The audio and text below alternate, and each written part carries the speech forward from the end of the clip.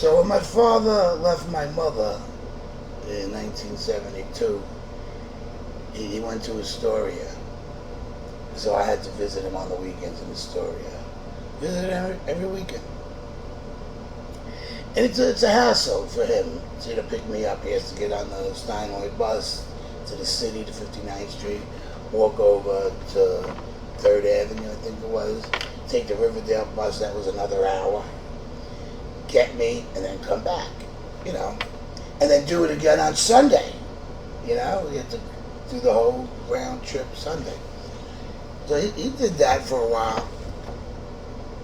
Then there was this one time, my cousin Patrick was staying over, and we were off Monday from school, and I was trying to get him to get on the bus and come and sleep over my mother's with me, but my Aunt Jean wouldn't let him. So this particular time, the first time, my father decides to put me on the bus alone, and I didn't care, you know, and he was nervous about it. He was reluctant, but I don't blame him, to be honest with you.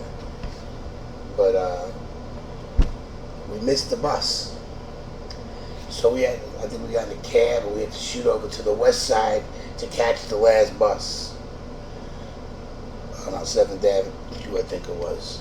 We didn't do that bus normally. That was the express bus. So get on the bus, and it wasn't out long, and the bus broke down in Harlem. I remember the bus driver getting off the bus. I didn't know why. I was wondering why. Then next thing you know, 3 black guys came on the bus with knives, and there was a big commotion. I remember him kicking the coin thing. I don't know what the hell it's called, where you put the money in. They were kicking that. People were screaming. I was short, and the seats were a lot taller than me, so they never made their way back there, and they didn't see me, you know.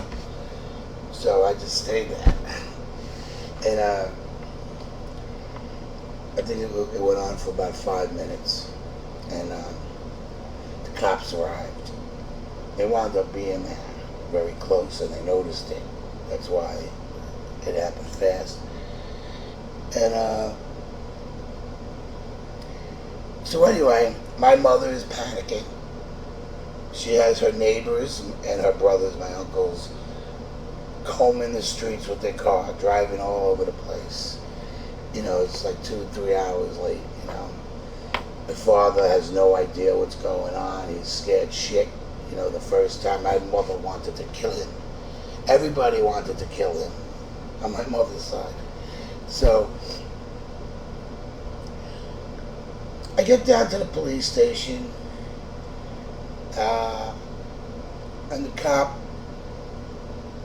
was very nice to me. I remember he asked me where I lived. I said Riverdale, and he said my sister lives in Riverdale. I said, oh yeah. He goes, you know Mary Betts? She works with my mother at the movie theater. So I didn't know the phone number at that time. But ever since then, I never forgot my phone number.